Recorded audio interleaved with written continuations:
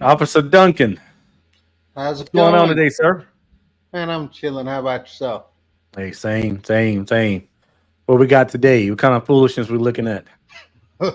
Well, we got another high speed chase with a guy shooting at the police, and the police have to return fire from inside his vehicle in Got Vegas, I believe it is. Vegas, yes, sir.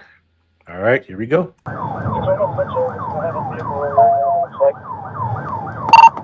Charlie 4 in pursuit of the suspect vehicle.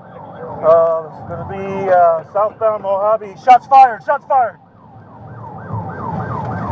Copy. Southbound Mojave from where? And just we're looking at is he chasing this guy right there? So he's chasing the guy that's in the black truck, and as you notice that as he's pursuing the alleged perpetrator, location is key in any police pursuit or in anything a police officer does. Their location is the most important aspect because it's officer safety. So, for instance, if an officer gets into an incident where he or she gets incapacitated, the last place that any officer is going to go for an officer down is their last known location. Right. So that's why telling somebody your location, whether you're on a traffic stop, in a vehicle pursuit, knowing your cross streets, that's why it's vitally important in case you get incapacitated or something. Gotcha.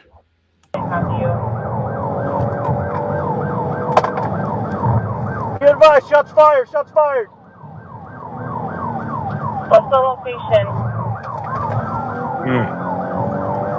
Southbound Mojave passing Bonanza. Black, shots fired still. You notice that they asked, what's your location? Yeah. Charlie 4, I copy. 751, you copy? Give me the air unit. Shots fired, shots fired.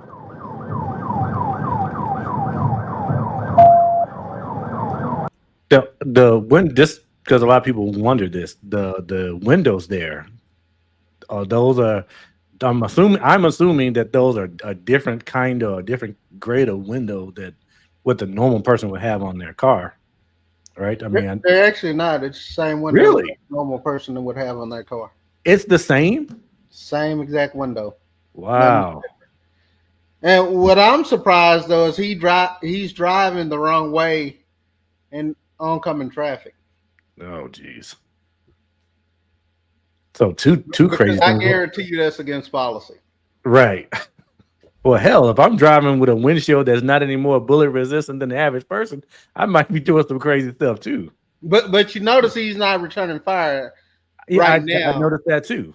because of all the traffic that's all the Right, right, innocent people that's around.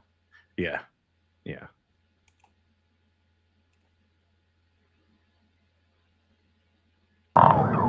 Give me the air unit.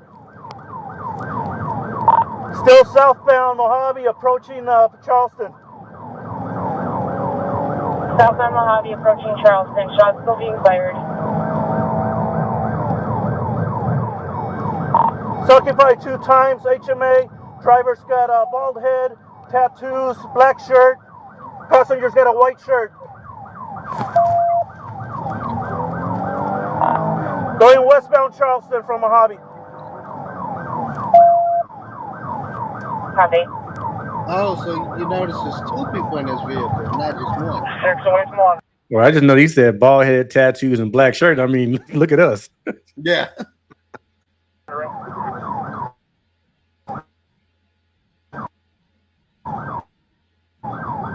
28th.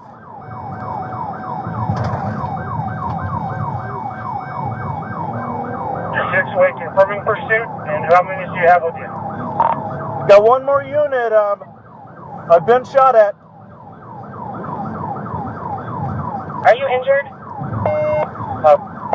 On DPAC with the air unit following the vehicle. We want to try to combine channels. For Charlie 1, are you injured? It's Charlie 4. I'm not injured. Okay, copy. 6-1, I'm going to switch over to DTAC so we can... Watch out! Shots fired! Shots... fired! Shots fired again! Copy. All Where are those you in people Charlie in the 4? area. Going northbound eastern Well, from right now Charleston. it's the guy in the truck shooting. It's not the police. Hey, shooting. back up! No, I know. I'm saying all those people around there. I mean, he's just recklessly just shooting around. He's shooting. Right.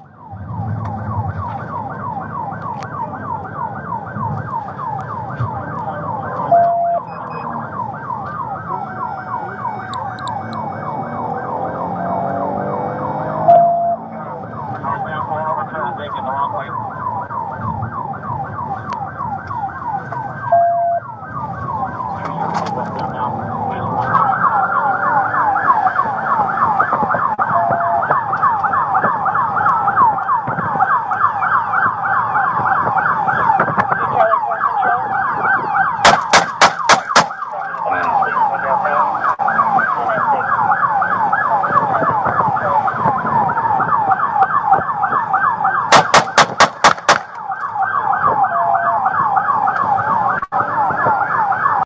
2 things. Now I kind of get why they're not more bullet resistant, because if you need to shoot out like that, Right. you wouldn't be able to.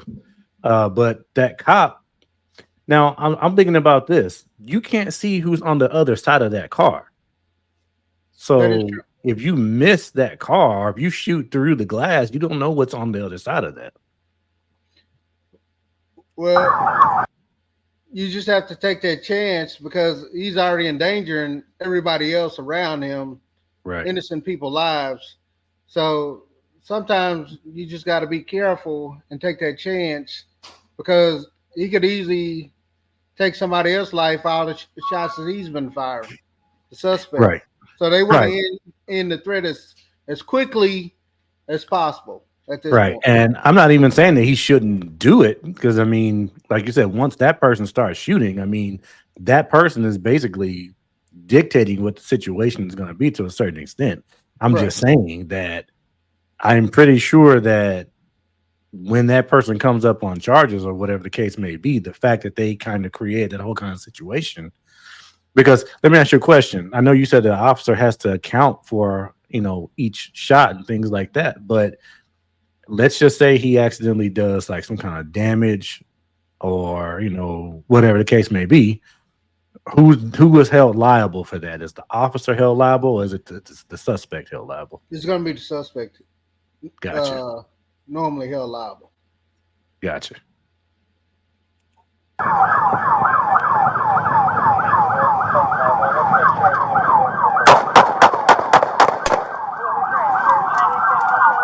Get down!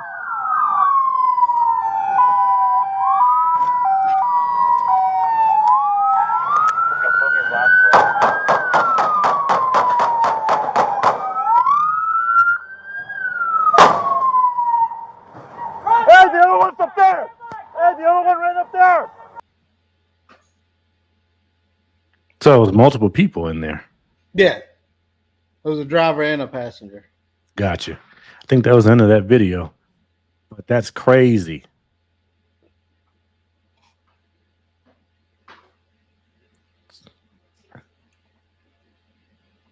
So it looks like, so like right here. Why does he? So I guess I'm asking just for a viewer's sake. Like, why does he continue to shoot as much as he does, even given the fact that the car is obviously not going to go anywhere? Why does he unload like this? Because at this point, as an officer, we're taught to neutralize the threat, stop the threat. And quite obviously, he's been a threat the whole time. He's reversed the car. He's trying to put the car back in drive. He's already known to shoot from the car. So the officer needs to stop the threat. Gotcha. And he can't assume that just because the guy's not shooting now, that he won't start back up. So he can't Correct. put himself in a situation where he lowers his defenses and then the guy, because actually in this situation, the officer is in the more vulnerable situation because the guy at least has some measure of protection because he's inside that vehicle, Right. whereas the officer is completely exposed. Correct.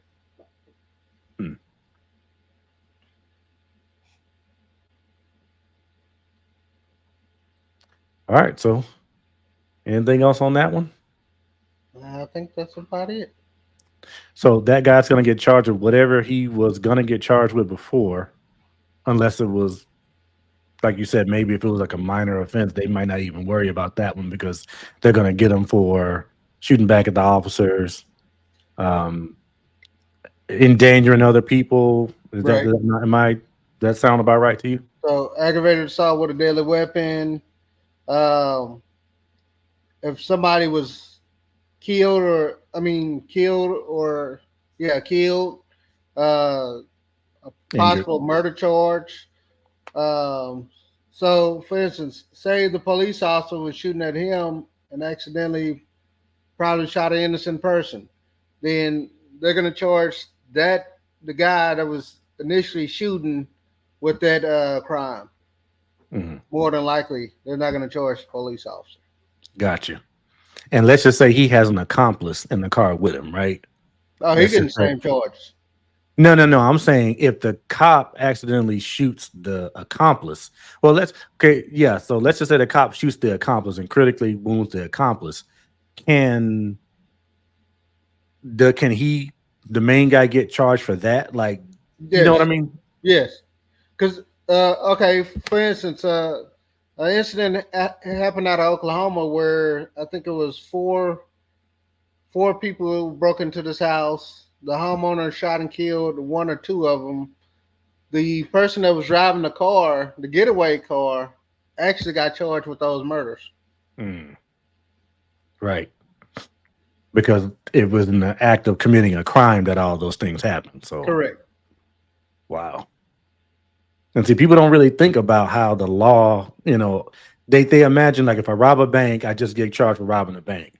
Or if Hmm. I steal a car, I just get charged for stealing a car. But they don't think about all of the other things that might happen around that. You can get charged with all that stuff too. Right. And did you Wow. know carjacking could be a federal offense instead of a state offense? Because the way it was explained to me is that the car is manufactured from different areas of the country. So say Wait. like the engine comes from Detroit, right? Uh-huh. The car is made in Arlington. The tires come from California. Right. So different pieces come from different areas to put that car together. So now it's federal So instead it's of not just a state. state. Wow. Yeah, I would have not done that. I would have never thought about that. I would have never even, I mean, I know that different parts of a car could be, but I didn't it didn't dawn on me that that would be why it could be a federal offense because you are basically stealing property from multiple states, kind of like right. that. Yeah. A buddy Wow. of mine told me that he's a FBI agent on the Violent Crime Task Force. Right. That's how I know about that. Moral of the story: know the law. Know the law. Yes, sir. All right, Corey. We'll see you next time. All right. By the way, make sure you guys like and subscribe. We'll see y'all.